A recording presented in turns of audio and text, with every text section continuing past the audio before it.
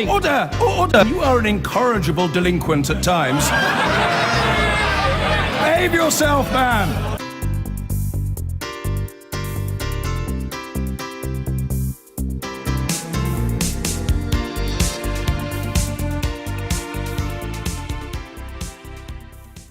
So we're going to be devoting a large part of tonight's programme to the intractable crisis in Syria.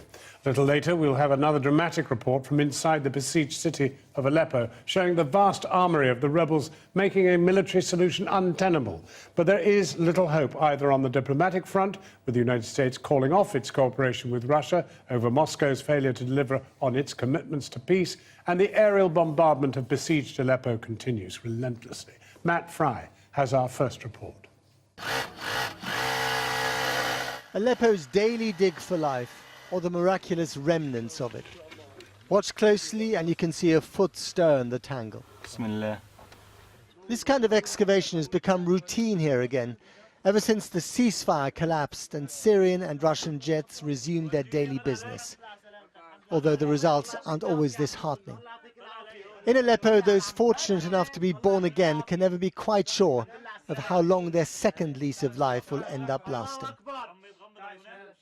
That may depend in large part on a man who could be found more than 2,000 kilometers from East Aleppo in the southern Ural Mountains at the same time as the bombing, feeding an endangered species of wild horses. Why the combat fatigues, you may well ask? Was Vladimir Putin anxious not to frighten the horses, or does the attire fit the mood?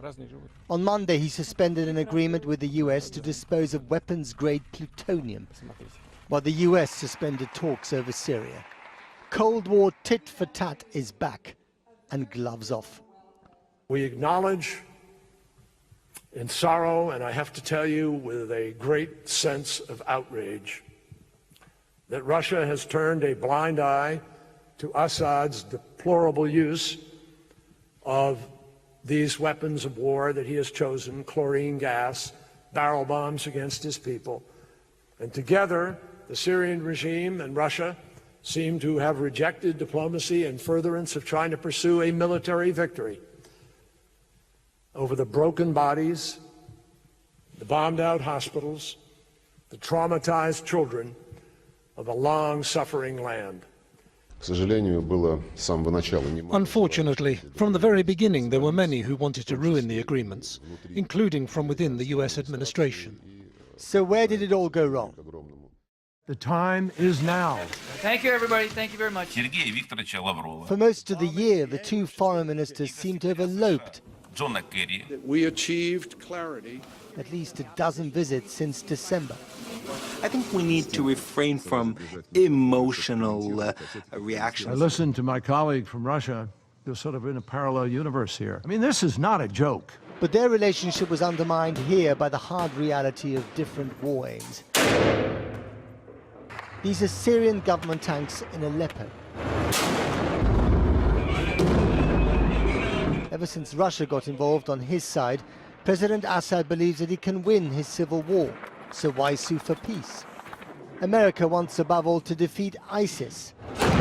Washington and Moscow have different goals and different levels of commitment, but unless they work together, there can be no peace in Syria. Caught in the middle, those who shouldn't be. This was the latest hospital bombed apparently by Russian jets in Hama. One of the largest in rebel hands, this hospital had been built into a cave for safety. And in Geneva, a sobering if bizarre reminder that no side has a monopoly on bombing hospitals. This ceremony used the facade of Geneva's main infirmary as a screen to commemorate the bombing of a Médecins Sans Frontières hospital in Kunduz in Afghanistan last year.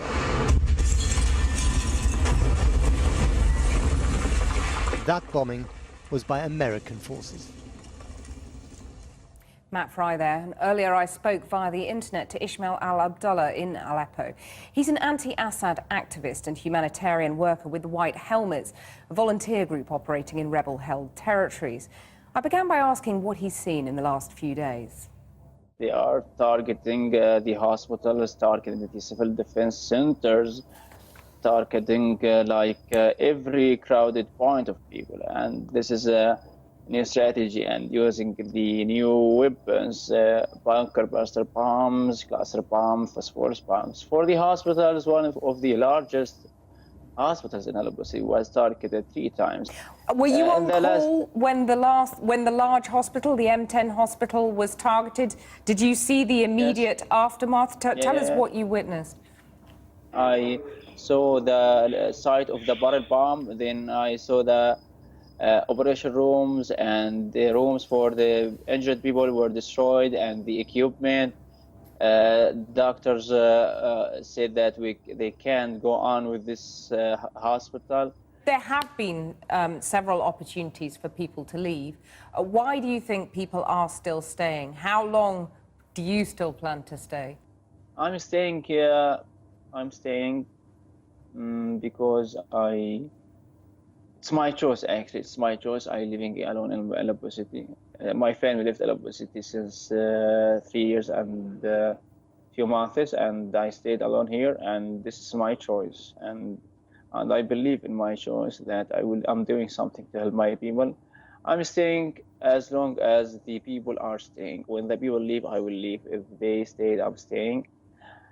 In the other side, I'm actually my heart in this city, and I can't leave it. I can't leave it. I tried, but I couldn't.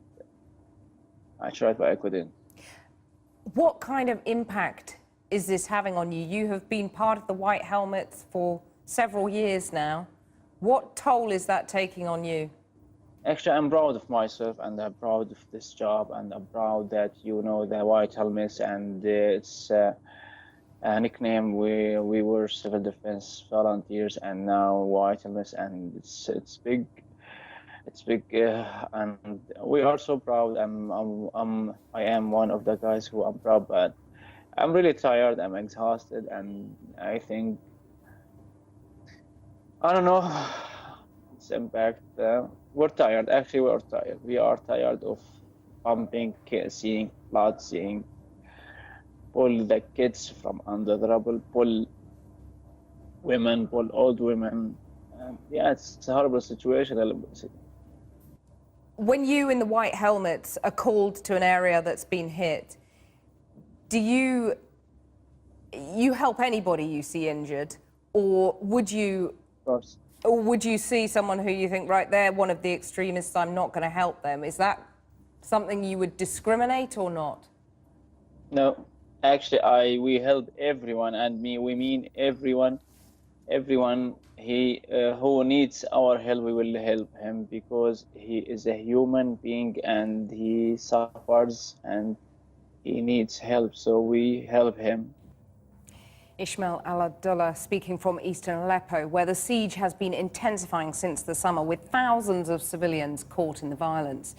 In August, disparate rebel groups, including those linked to al-Qaeda, united for the first time on the battlefield to try to break the government's stranglehold. Our report tonight shows a rebel group fighting in the Ramusa industrial area in the southwest of the city in a major offensive to seize a Syrian army base. The rebel advance came from two sides. One group of jihadi fighters attacked government lines from outside the city. At the same time, a coalition of rebels targeted the same army base from inside besieged Aleppo. Christian's report, filmed by Syrian cameraman Abdul Kader Habak, gives a glimpse into why Syrian and Russian forces have so far been unable to retake the whole of Aleppo. We all know about the siege of East Aleppo. This is the story of one small but famous victory as rebels fought back against the forces of Bashar al-Assad.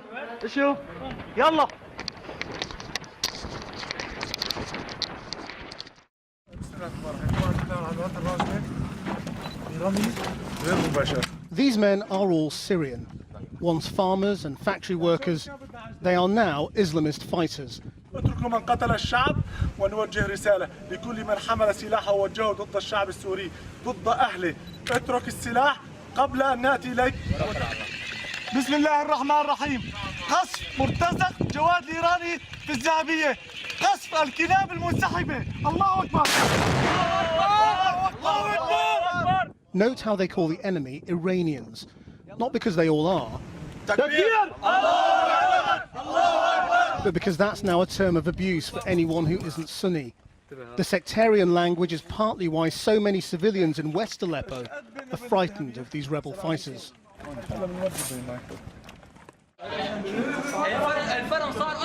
It's early morning and they're planning an attack.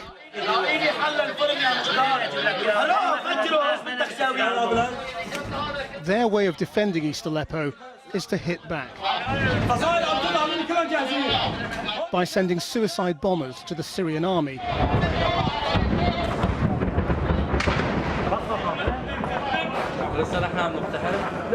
and by launching rockets into the west side of the city.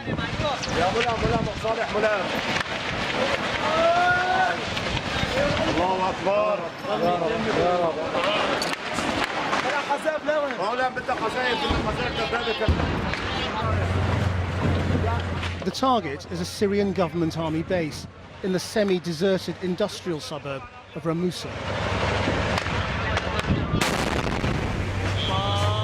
This group is well equipped, paid for and supplied by Gulf states, mainly Qatar.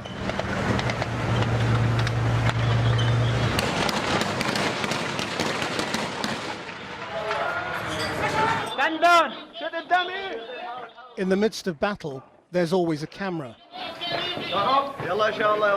and a director.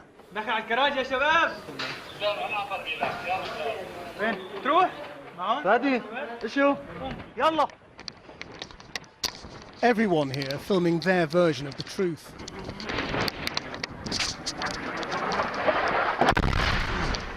Allahu Akbar. Ya shabab, kwak kwak. The Syrians and the Russian Air Force bomb them to try to stop their advance.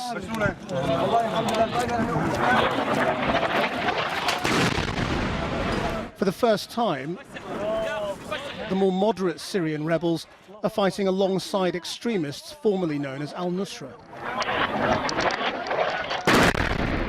They've come together because al-Nusra has recently rebranded, claiming to no longer support al-Qaeda. But the rebrand has been rejected by both the Russians and the West, who regard them as terrorists. After hours of fighting, they take the Syrian army compound.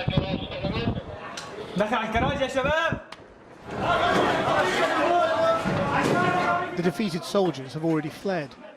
There are celebrations and some trophy hunting.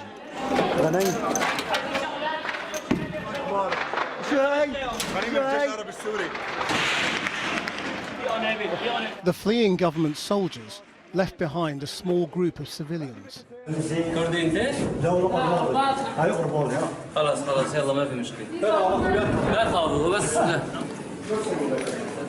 For the benefit of the camera, we're assured these people were held under duress.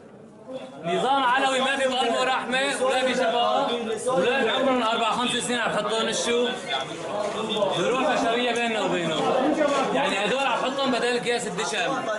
But they don't look particularly happy to have been liberated.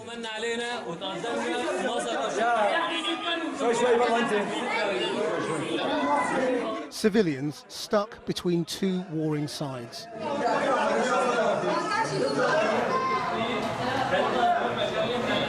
In the end, it wasn't long before Ramusa was back under Syrian government control, helped by bombing from the Russian Air Force. Right now, the siege of East Aleppo continues. Moderates and extremists still shoulder to shoulder amid deepening sectarian hatred. Krishnan Gurumurthy on the rebels of eastern Aleppo. Well, I've been speaking to the Prime Minister, Theresa May, about the situation on the ground in Syria. Minister, what message do you send a beleaguered child in Aleppo suffering the constant bombardment by Russian and Syrian jets day by day? Well, first of all, the scenes that we're seeing from Aleppo are absolutely heartbreaking. and the levels of violence that are taking place, the way in which the Syrian regime is indiscriminately bombing its own civilians, of course make it very difficult for a political transition to be discussed. But that's what we must continue to work on. We must continue to work on bringing the parties together in Geneva so that we can see a political solution, which is the only long-term solution we will have to the problems in Syria. But alongside that, we will continue to put pressure on all parties to ensure that humanitarian aid can get through to these beleaguered civilians. I mean, the policy that the Syrian regime has of starve or surrender is absolutely appalling. The Russians and the Americans are no longer talking. Do we have a track to the Russians? You're right that the talks between the Russians and the Americans have broken down. We continue to call for a ceasefire, and a ceasefire that can be sustainable so the parties can come together and work on that political transition, which we believe is absolutely essential for that long-term political solution in Syria.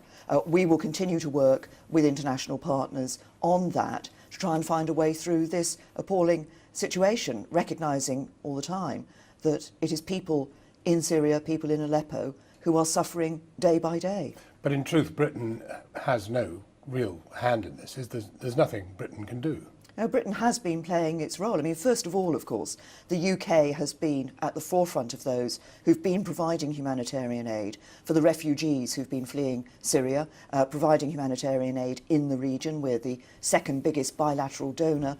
There are children being educated, there are medical supplies, food and water being supplied as a result of what the British taxpayer is doing.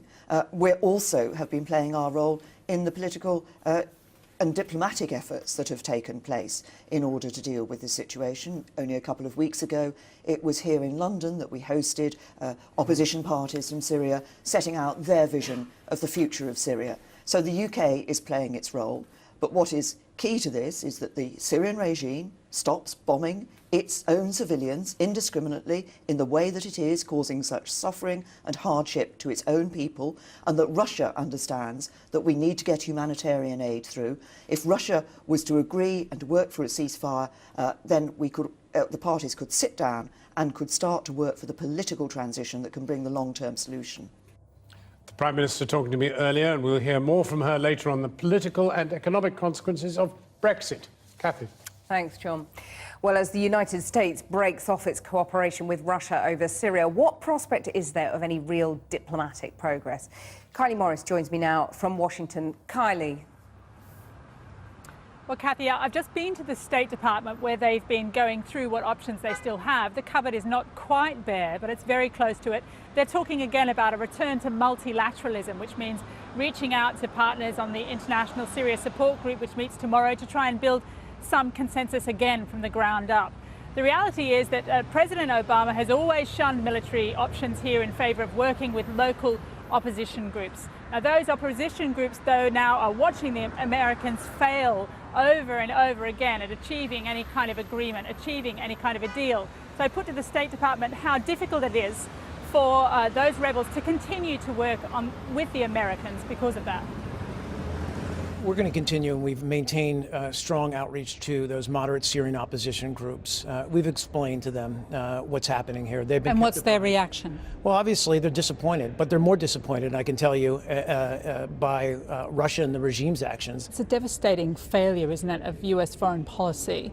I recognise that we are talking about Russian failures, but surely there are American failures here as well. Well, I can't speak to, all the many options that might have been passed over on the way to where we are today, except to say that we've always believed that there's no military solution to the conflict in Syria. Haven't we heard Secretary Kerry, say that in the past he had lobbied for a military option, but no one was listening to him? Look, I'm not going to speak to conversations that he did have in private with some of the Syrian opposition. But at the end of the day, you've got to balance the reality of what's happening on the ground with what your policy objectives are. And we all know that America has invested a great deal of blood and treasure in the Middle East and in that region, in the Gulf region, over the past 10 years. And so I think all of that goes into how we assess what our next options are with regard to Syria. Well, Kylie, is there any reason to suggest that the Obama administration will change tack on military intervention? Well, I think one of the main arguments for not intervening in the past has been that hope to build some kind of a peace deal with the Russians. That, for now, surely is exhausted. There is also very much a strong awareness here that watching Aleppo fall to the regime would look very bad for the Americans and be very bad for the civilians there. So there is increasing pressure on the president. However, thus far, very consistently throughout his presidency, he has refused to take America into the war any deeper in Syria, and one has to expect that he will maintain that position. Kylie in Washington, thank you very much. John. Well, with me in the studio now to discuss the West's involvement in Syria is Alexander Nekrasov, a former Kremlin advisor. We're joined from Paris by Bernard Kouchner, the former French foreign minister, founder of Médecins Sans Frontières, and from Washington by Daniel Pletka, who is the vice president of Foreign and Defense Policy Studies at the American Enterprise Institute. And before we come to the suffering on the ground in Syria, let me ask you, Alexander, what is the danger of an actual conflict between Russia and America over Syria? Men have died on both sides, correct? Yes, it seems some of the Russian soldiers and officers and some of the Americans have been killed during the fighting around and in Aleppo. So it is very dangerous. What, a strike on strike, actual Americans killing Russians? Well, according to some of the information, yes, there were casualties on both sides. And Russians killing Americans in return? Well, not specifically Russians, it were bombardments by Syrians and the Russians as well.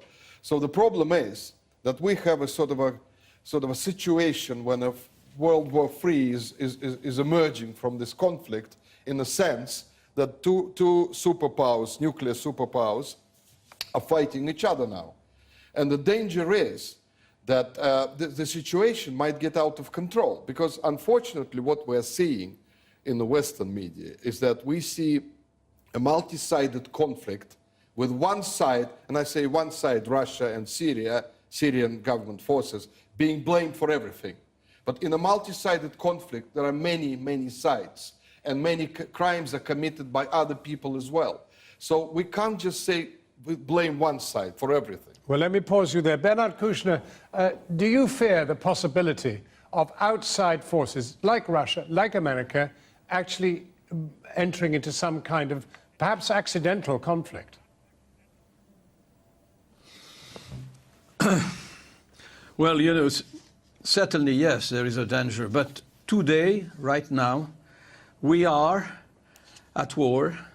We, the alliance or the Occidental world, we are at war with Russia and with the allies of Russia. But by Syrian in the middle, who, I know that the victims are the victims, and I don't want the American killing the Russian and the Russian soldiers killing the American. But today, we are seated and they are dying facing us. And you say on the ground is full of blood, on the blood of the others. So is it possible? Who are we? Do we want to stop the war, or do we want to help one camp? And I remember that in 2013, it was possible to stop the war. Putin was not in. It was Mr. Bashar al-Assad, and President Obama said that they crossed the red line in bombing, chemically bombing their population. We did not. So is it possible now to stop by sending soldiers? No, this is impossible. It will, let's say, enlarge completely the conflict. Is it possible to stop the conflict? We tried, not we, but the American and the Russian. They were talking in Geneva, Lavrov and Kerry. Was it possible in that time to believe to the truth, to believe to a ceasefire? Yes, we were hoping that. But in fact, it will be not possible to stop the alliance of Putin and Bashar getting a success in Aleppo. I'm very sorry for that.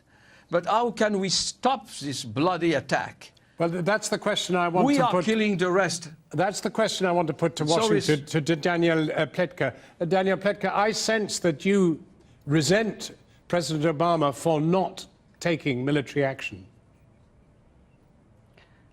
Well, first of all, resent is not the right word, and no, the question is not whether we should take military action. The question is, from the moment this began in 2011, the United States and the Europeans, frankly, have had options that have systematically been closed off to us, where we could have helped people, we could have helped the moderate rebels, and we couldn't. We allowed the Russians to come in. We are the ones who permitted this to become so complicated because we were unwilling to stand up. And when I say we, yes, of course, at the top of the government is Barack Obama, but the Congress bears its fair share of blame, as does a feckless Secretary of State and National Security Advisor, who frankly have not advised the President about the perils, not just the strategic perils, but the moral perils of what he is watching indifferently happen in Aleppo and all over Syria.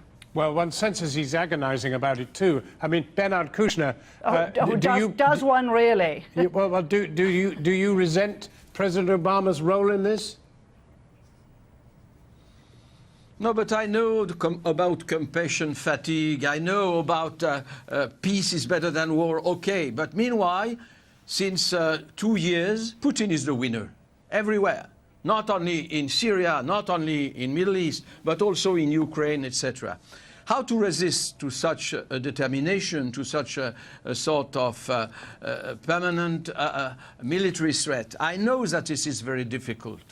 I know that we have to invent something, and we are, for let's say today, we are waiting for the attack on Mosul. Are we going to bomb Mosul? Certainly, yes. Bombing whom? The civilian population in Mosul. Is it better than bombing Aleppo and the civilian population in Aleppo? It seems to be very complicated to see who is fighting and who is not fighting. One group, the other, the Shiite and the Sunni, the Kurdish on one side and the other. We are in a very big mess, honestly.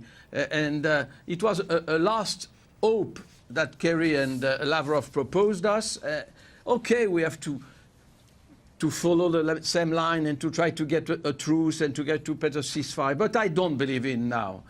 It seems to be that we are sacrificing the rest of the resistance in Aleppo, resistant to Bashar, and the rest of the group are not better. I don't know. With the bad people and the good people in such a mess, this is impossible to say. We have to stop the war.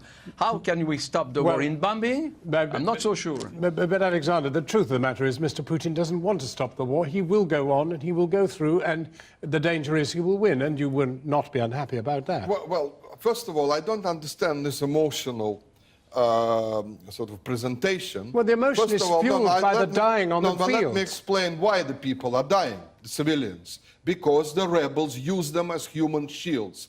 Regular forces, the regular Syrian army, does not use civilians as human shields.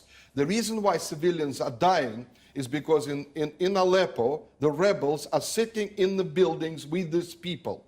All this talk about the Russians and the Syrians specifically targeting hospitals is lie. It's a lie. Why? Because the places that were bombed, they were not even marked as hospitals. These are bunkers where rebels are treating their own wounded, right? The moment something happens... Well, you're not denying that civilians are being killed. Civilians are being killed. This is a civil war in its ugliest, right? We have one side. We have one side actually using civilians to shield themselves. All right. How can you not have casualties? Well, Bernard Kouchner, it's always the case in Bernard war. Kouchner, let me put it to you. You are suddenly given the opportunity to do something. What would you do tonight if you had the power to do it? Well, if we want to be moral, if we want a sort of ethic attitude, we don't have to talk to Bashar. But if we want to stop the war, I'm very sorry, it was not my position, but we have also to talk to Bashar and to talk to the rebels. If we want to stop the war, but for the time being, we are not stopping the war. We are using all the population, rebel and army and good people and bad people, just to follow the fight. In our name or not in our name, I don't know. If we want to stop the war, we have to talk to the people fighting each other, all of them. Bernard Kouchner, thank you very much. But Danielle Pletka, would you advocate speaking now to Bashar Assad? I wouldn't advocate speaking to Bashar al-Assad because I don't think that he's a candidate to be the leader of Syria any longer. And the problem there is if you begin to negotiate with him, his bottom line is that he wishes to remain. That's what this is all about. At the end of the day, what we need to do is what Mrs. Clinton has called for, what even Donald Trump at times has called for, which is we need a safe passage for civilians, we need a no-fly zone, we need an area where people can be, where they are safe from the fighting that is going on. That's the simplest step that we could take, and it is the right thing to do. Daniel Pletka, Bernard Kouchner, Alexander Nekrasov, thank you very much indeed. I've been getting away with it all my